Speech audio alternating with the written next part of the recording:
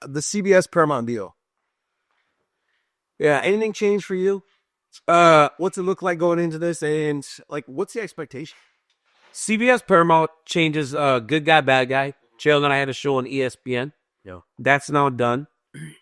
But I think one of the things that the UFC can promise is that it's going to look the same, if not better. But the commentary team doesn't change. The broadcast team doesn't change. It's the same.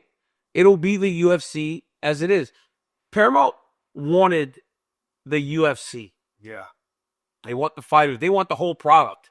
We're part of the product, right? So for me, not much changes. It's just bigger and better opportunities with Paramount and CBS. And then what about for the fighters? Like, how do you expect things? Like I said, like, or they get on CBS, they get on Paramount. That's gonna be like you said. They wanted UFC, but they want the fighters to come with it. This is an opportunity for those fighters to build their brand. Yeah, and to make money just outside of the UFC. Yeah, just in the UFC. Yeah, but they're already getting more money. That's the difference. Like, people always talk about what's the UFC gonna do for the fighter. I know guys now.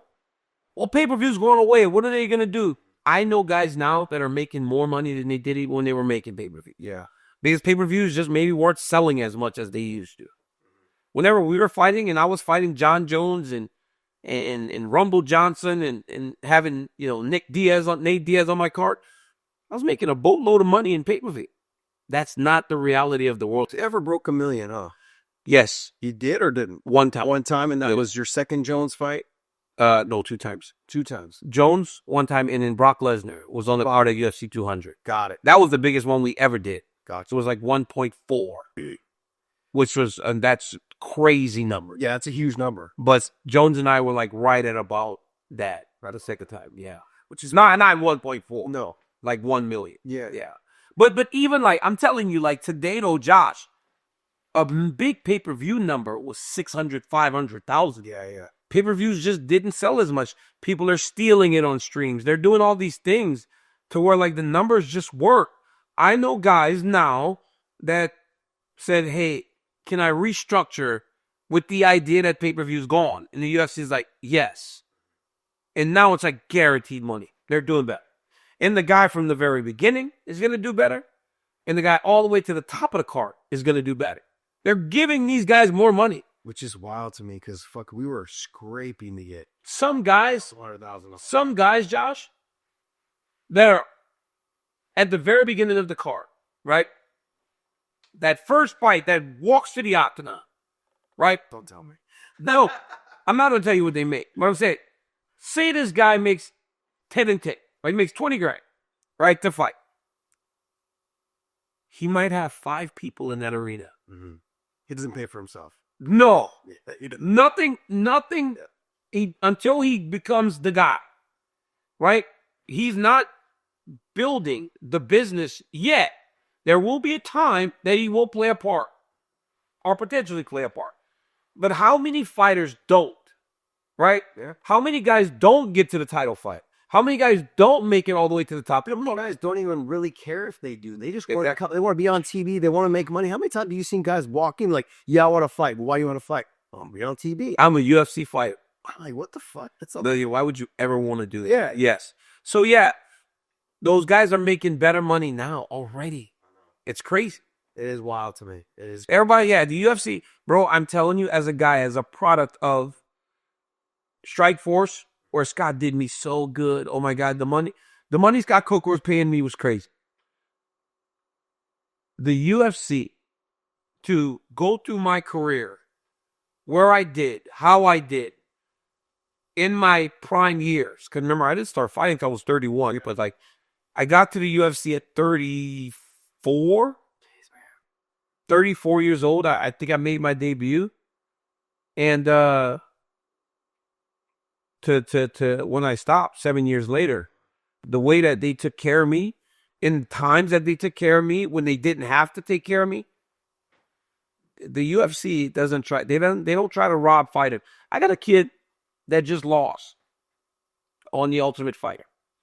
He's at the house in Thailand with me before Christmas. He gets an email. Rodrigo, thank you for your performance. Here's your bonus. He's like, wait, what? I lost. They gave him a bonus right before Christmas. Stuff like that happens constantly. Yeah, I have to. People always bag on Dana, Yeah. seeing this and that, but you and I have been on the receiving ends. Like, I lost my fight against Tony Ferguson. I still got a fucking nice bonus when I got. Yep. They knew that I wasn't going to re-sign with them. Yeah. They didn't have to send me money. Yeah. You know, I mean, it wasn't what I got when I fought Benson. It wasn't what I did when I fought Bobby Green and those guys. I got a huge bonus from those. But the Tony Ferguson fight, they knew I wasn't going to re-sign with them. Yeah. They knew that. I mean, we were negotiating up until the last minute. And they finally were like, look, we know it's not going to go anywhere. We know you're already finally going to go to Bellator. So, like, yep, that was it.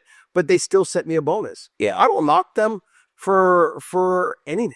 Like, when it comes to that type, like, it's a business, man. So they've got to do what's best for your business. Yeah.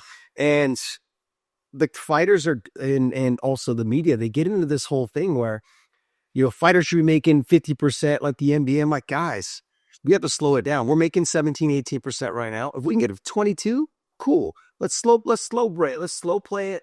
Let's be realistic about this. I'm not going to sit here and say fighters shouldn't get paid. I think they should get all the money in the world. But they're making a lot more money than we ever will. Well, they're They're making to be able to beginning fight of the card or opening fight of the main card. I mean, every single one of my fights was on the main card. Mm-hmm. And I was not making what some of these guys are making. They're making them in the top 15. Yeah, they're making big money, you know. You know? But I want the fighters to make all the money in the world. Yeah. But there's a reason, and I don't know the reason.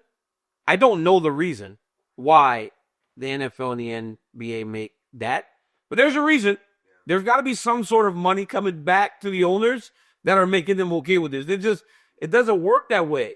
I know I have my gym, and I know what I pay my coaches. If they didn't bring back value, they would not be getting paid what they get paid. Is this the truth? Yeah. I just can't explain what's happening.